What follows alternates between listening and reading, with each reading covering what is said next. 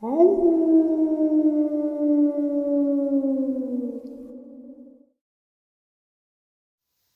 greetings and salutations, everyone. I hope everyone is doing well still, and welcome to today's second half.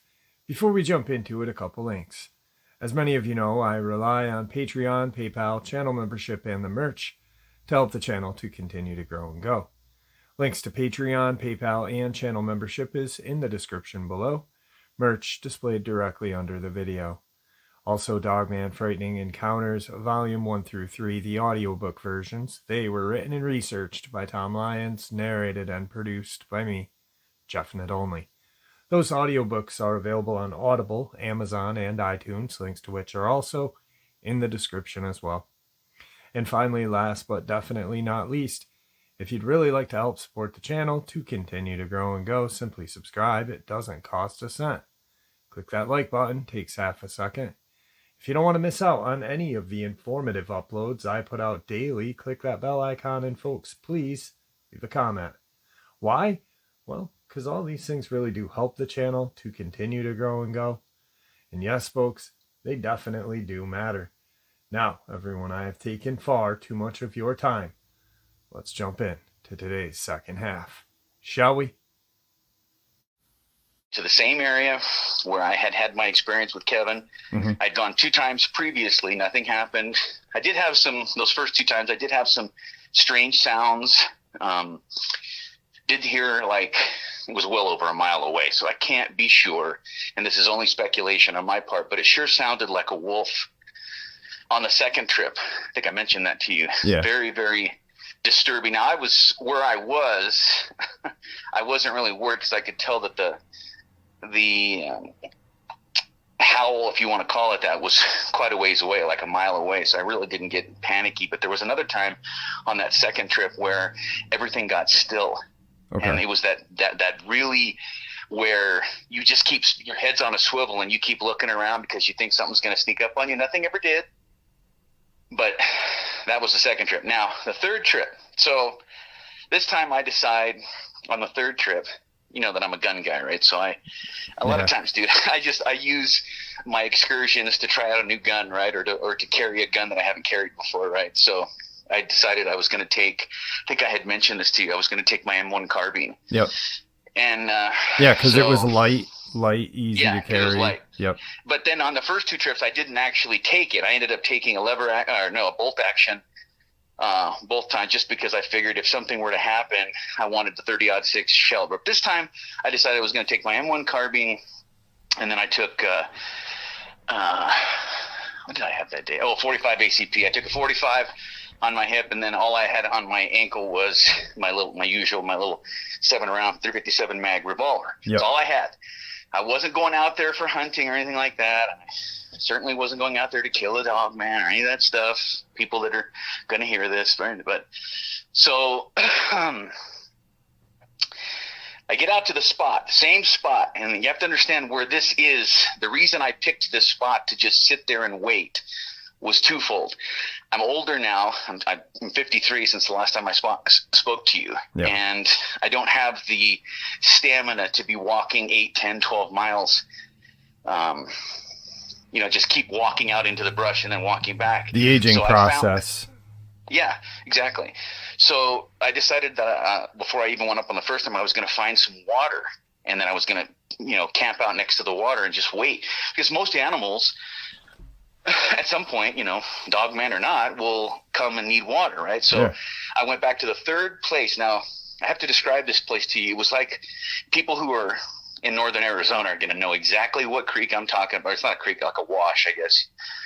But there's this like dry creek bed, and there hadn't really been any water, but there was a small trickle like right in the middle, maybe a foot deep, 8 inches deep, but enough that animals could drink, right? So I thought, okay, well, this is a pretty good place to be. When I went up there the first time, I decided on this place. So I went back to it, and on the left, if you're looking at it like if you were looking north, on your left would be this embankment up from this the dry wash or creek bed, whatever you want to call it. And then there's some trees, and that's where I was hidden. I was like amongst these trees, and you really couldn't see me unless you were standing directly in front of me, like across the creek bed from me, because of how I was positioned. So I figured this would give me an opportunity to get a picture really close if something were to come along, right? So I sat there and hours go by, the usual, nothing happened. I saw, little creatures running around and I thought I saw a coyote. Pretty sure it was a coyote. I don't think it was a wolf, but because it was quite a ways away.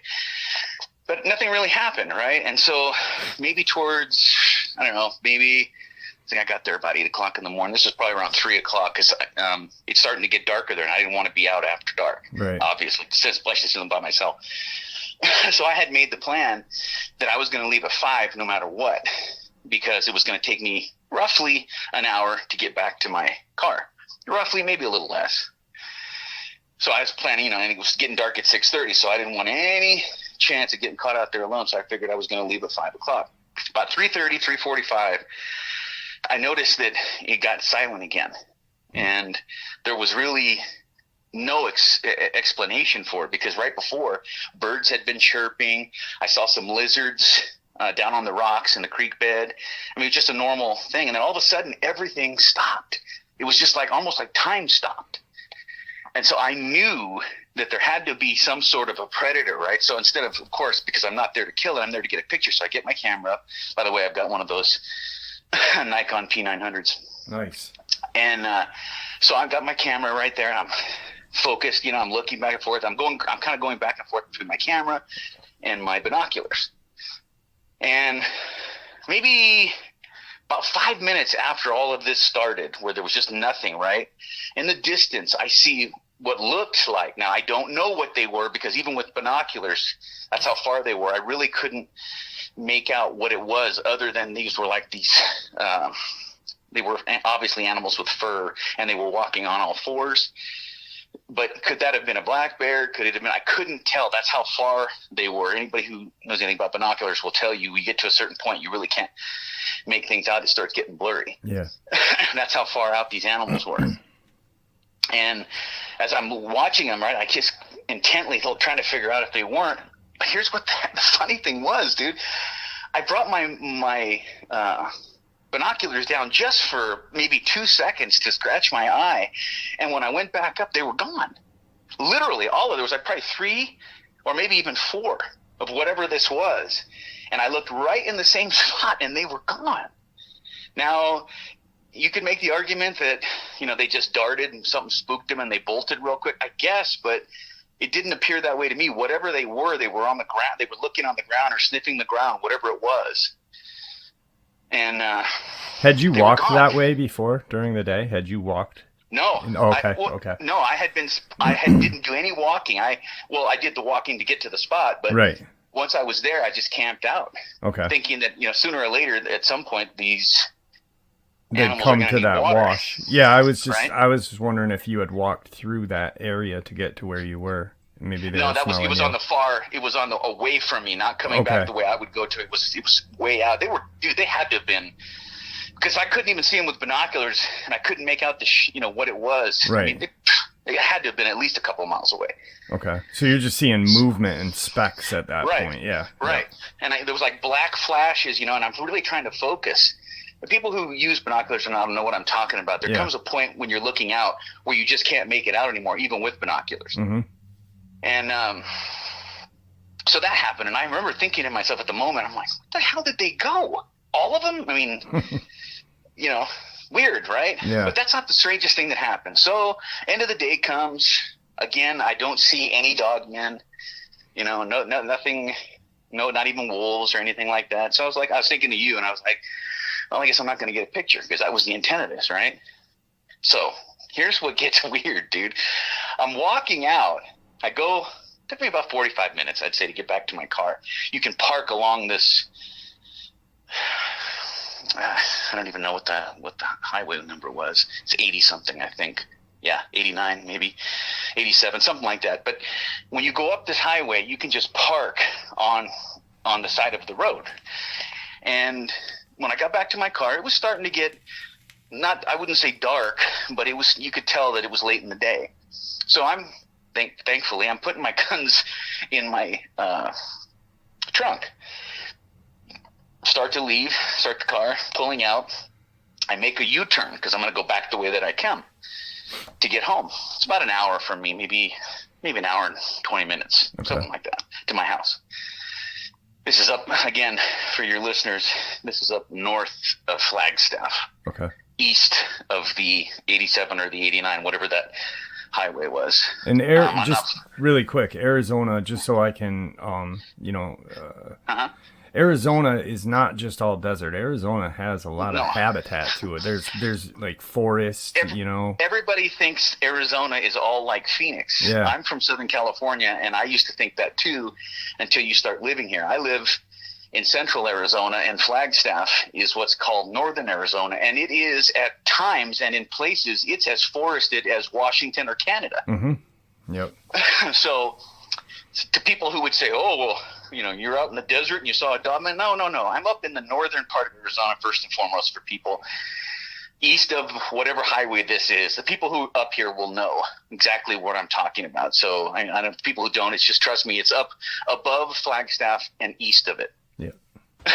So after I make the U-turn, I'm sorry, brother, did I answer your question? Yeah, no, we just, okay. Yep. Okay. So I make the U-turn, and I drive. I couldn't have been more than a mile and a half or two, and I look behind me. Oh, this is just more evidence, right? I look behind me, and I see this black SUV. And I thought to myself, now this is not. You and I talked about this once before. The what is it called? That Department of Inland Interior or something, or the Department of. You mentioned it once, and I saw one of the reason I say this because you mentioned it once to me, and then I saw one of their vehicles. It was like it's not Department of Homeland, it's like Department of Interior. Interior, yeah, something like that. But their job is to, manage game, manage the forest, all that stuff. Yeah, DNR. DNR. Yeah, DNR. That's it. Yep. That's it. And they have white SUVs, and you can see their lights are on the outside on top. Yeah. Okay. This wasn't that. This was a dark SUV that looked just like when you see, when they have our idiot in chief, when they take our idiot in chief somewhere, how they have him in a dark SUV, right? Yep. With the windows that are tinted and stuff. Yeah. That's what this was. Suburban, right? So suburban, blacked out suburban kind of. Yes. Yeah. Yes. But the only difference is that it had on the inside, now I know you've seen this, but on the inside were the lights, the flashing lights. Okay. Not on the outside on the top, on the inside up at the top of the windshield. Yeah. Yep. Okay. So to describe it, so I know some of you people who are listening to this know exactly what vehicles I'm talking about. These are not Ranger vehicles. So to get back to my story, I'm looking as it's behind me, right? And it's way back there. I'd say maybe a mile behind me.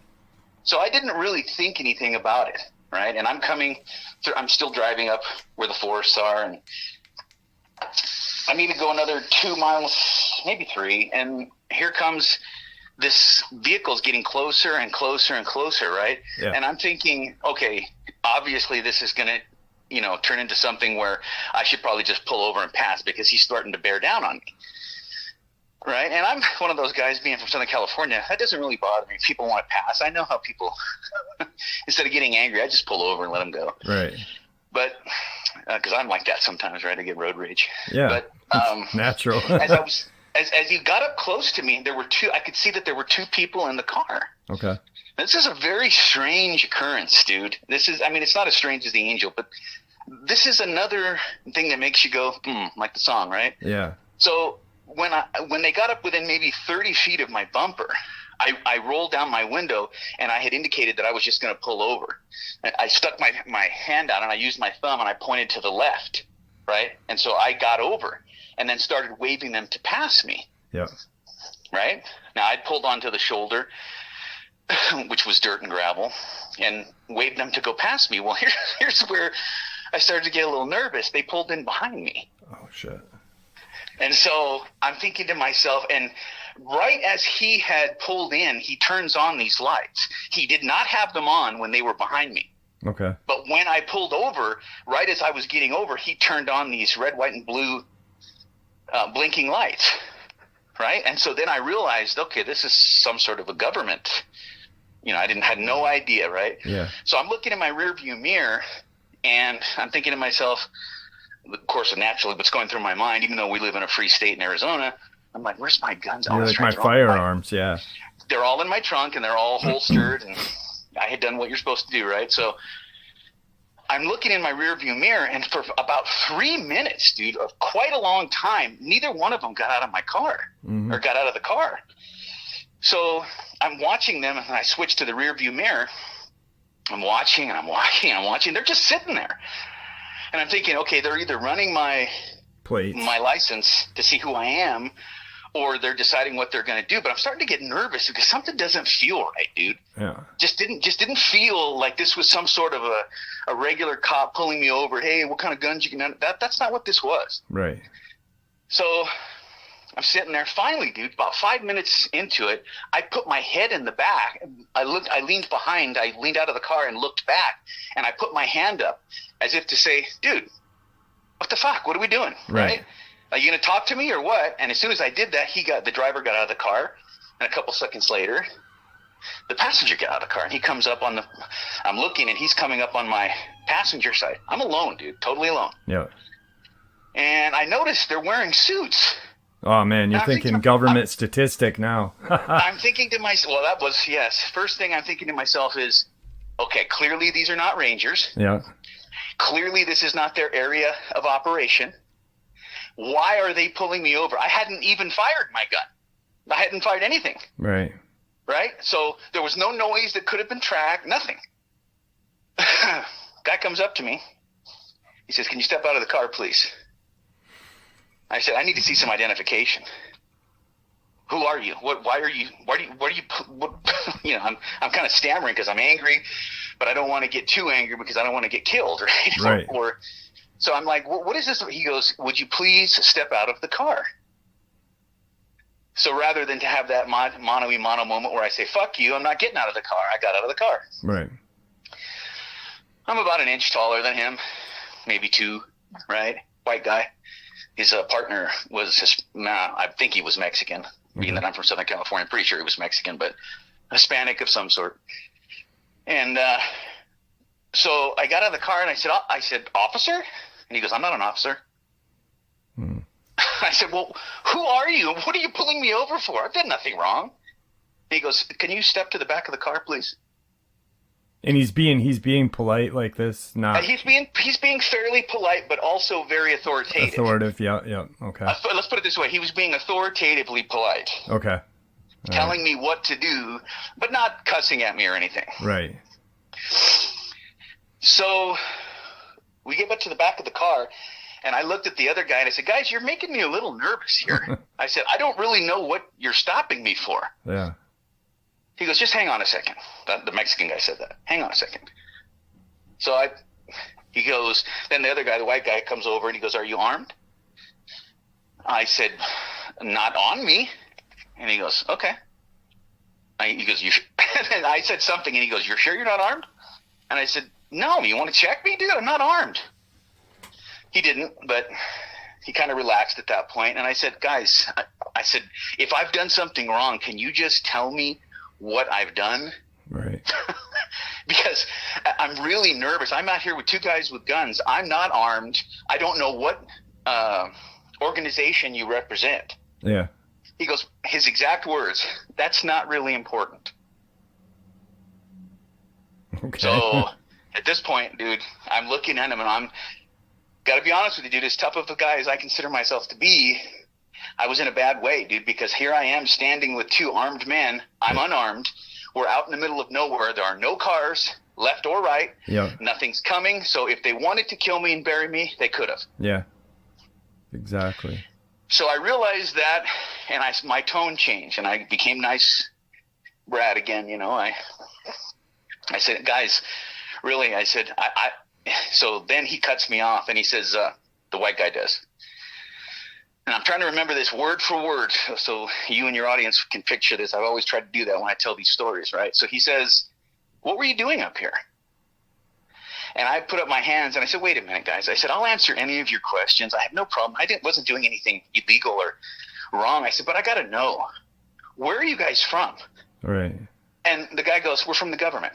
And I said, I started laughing. I said, dude, you think I'm fucking stupid? I said, I know you're from the government. What?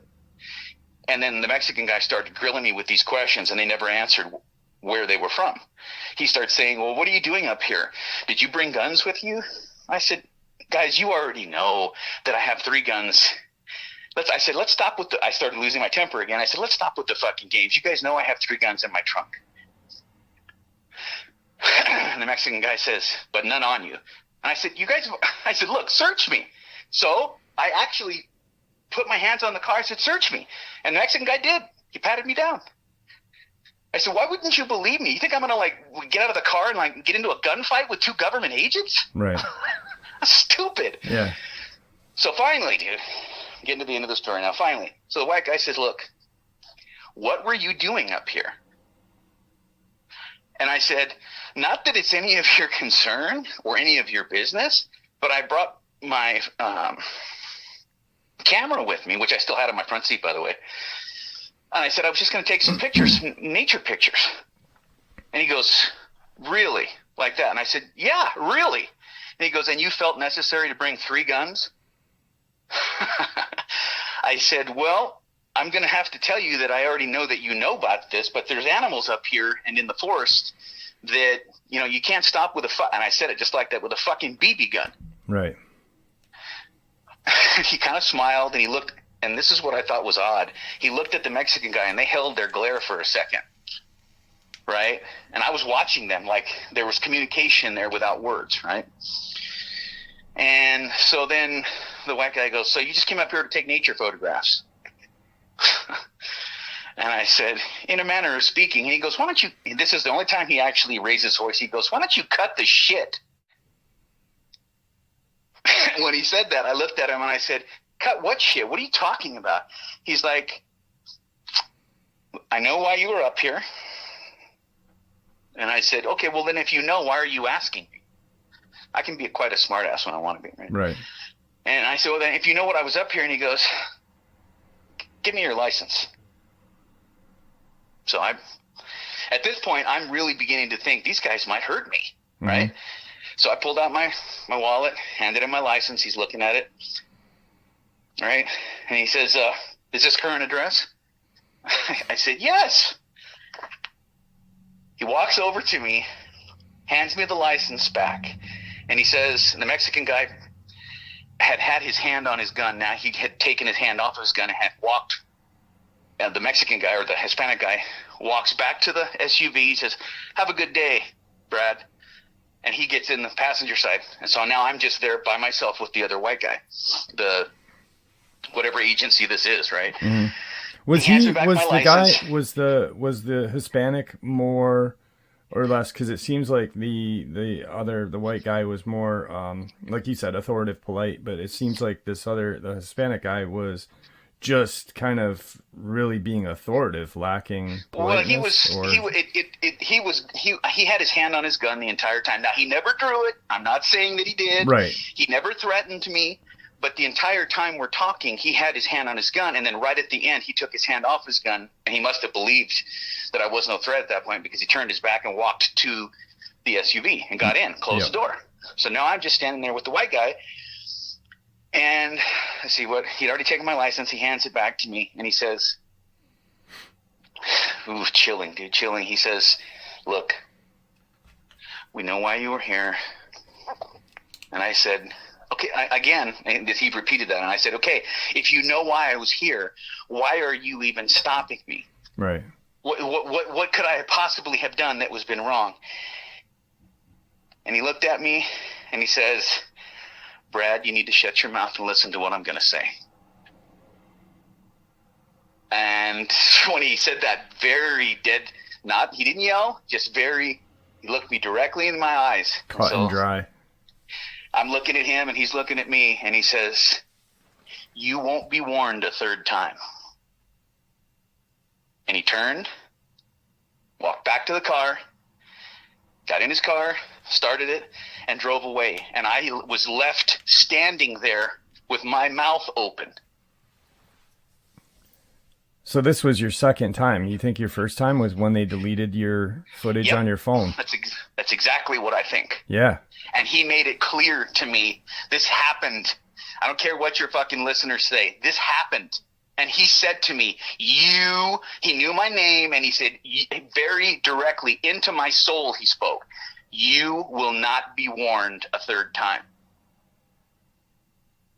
Now, you take that for whatever, you want to take it for, but to me, that is a clear and obvious threat that this little thing that I'm with the Dogman and all that, because what else is there? I don't have a criminal record. Yeah, I'm not involved in it. I'm a businessman, for Christ's sake. Yeah, you're a parent, so a business guy, you're just a regular dude. Yeah. Yeah, I'm just a regular, I'm a trader. I mean, this is what I do for a living. So, I mean, it's not like you're freaking. I'm not a hunter. I'm not out, none of that stuff, dude. I'm just a regular guy.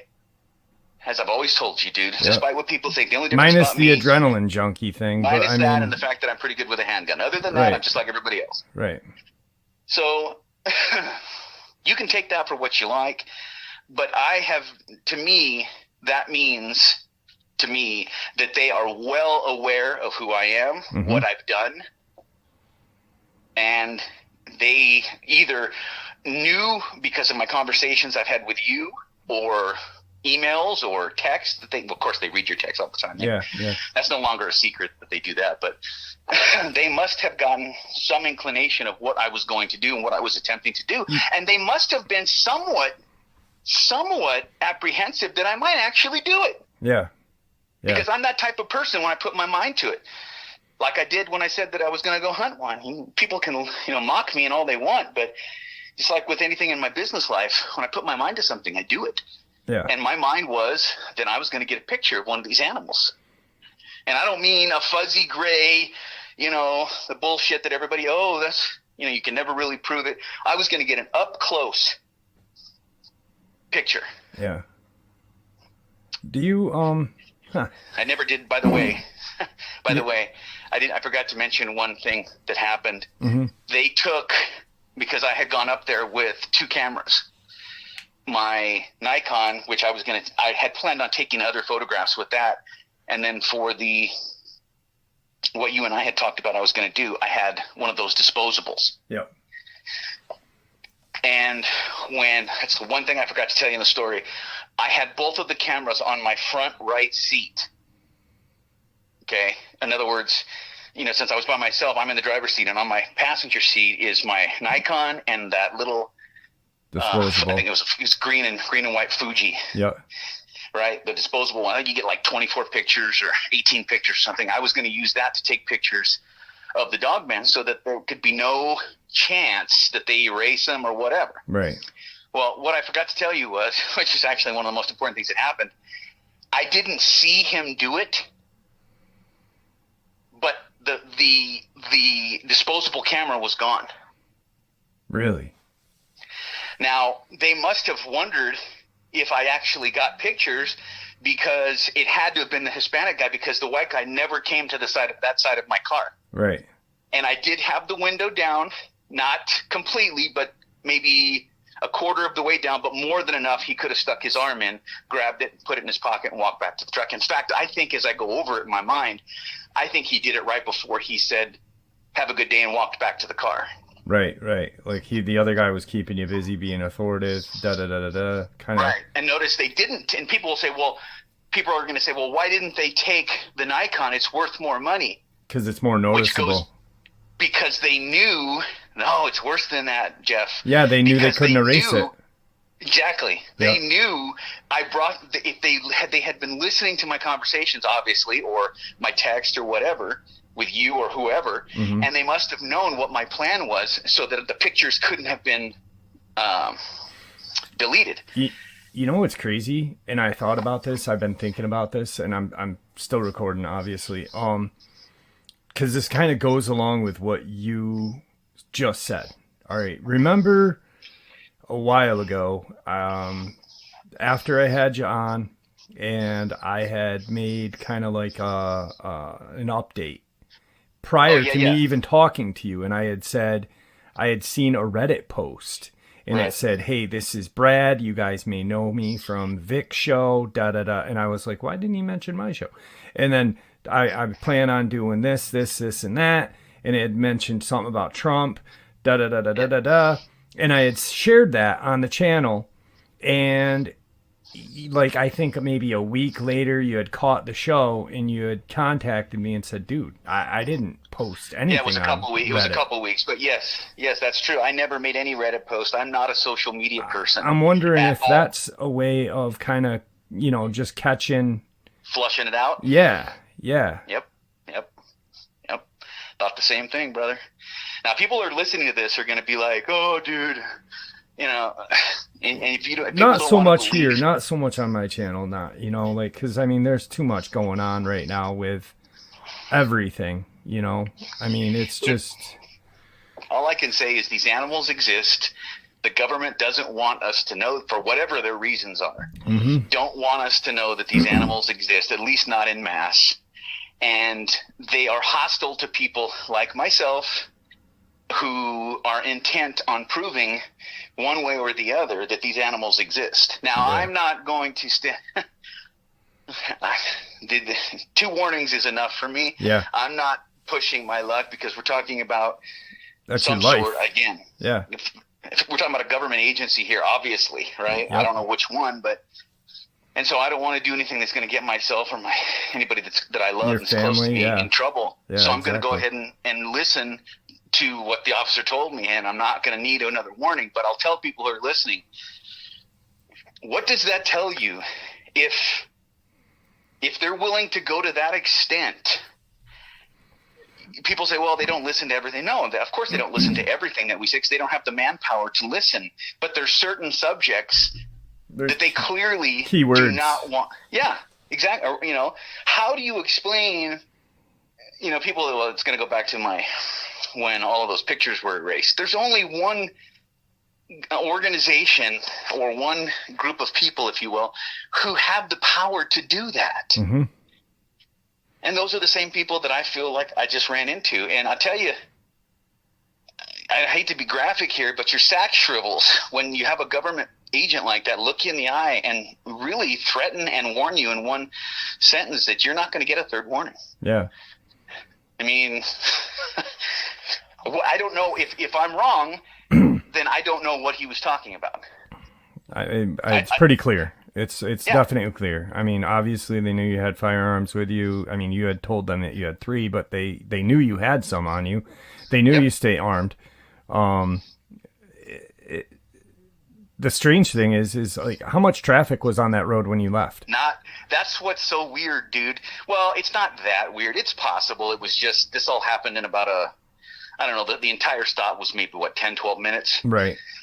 So it's no, but I'm saying possible. Like when you were leaving, was there traffic going by? No. They had to be somewhere to catch up to you to know you were leaving. I believe, this is my opinion. Okay. Mm-hmm. This is my opinion. I can't prove this, but I am a very logical person. Pinging your phone, maybe seeing where you were via your phone. Yes, I think they used the GPS. I think they knew based on my communication with you what I was going to attempt to do.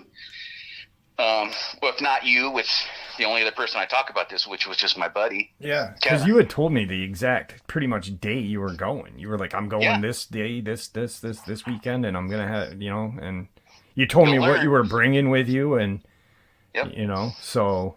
Huh. And I went on that day. Those 3 days actually. The 15th. This happened on October 15th, and the only reason I remember that so clearly is because I specifically told you that was the day I was going to go. Yeah. You were on your way to some haunted thing. I was going I was going out to Conjuring house. Yeah. Well, that's when it happened, and I can only deduce that how they knew. Well, they came from nowhere, dude. When I got in my car and made the U-turn I was parked on the right shoulder, and when I got in my car, I had to swing a U-turn to go back the way that I came to go home, and it was within maybe 2 minutes from the time that I pulled out that I noticed the car behind me. So there was really, when you go up that way, I don't think you can really. I don't think there's any town or anything anywhere close to that. Mm-hmm. So to your point, they must have been waiting maybe a mile or two up the road for me to come, get in my car, and leave. I mean, how else can you explain that? Are you going to tell me that it was just a coincidence that they were just driving along on a road up by Flagstaff? Two government agents dressed in suits? Yeah. And know your name, know you, know the third, this is the second time, you're not going to get a third. It was obviously pre-planned, pre-arranged. They had... This was, in my opinion, this was a way to intimidate me into not pursuing. And maybe other people have been intimidated, but they must know about me because of my life and who I am, that I'm not somebody that's just going to talk about it and go, oh, yeah. And then it's all bullshit, Right. Oh, I'm having, they must know that this is a guy that's going to try to do it.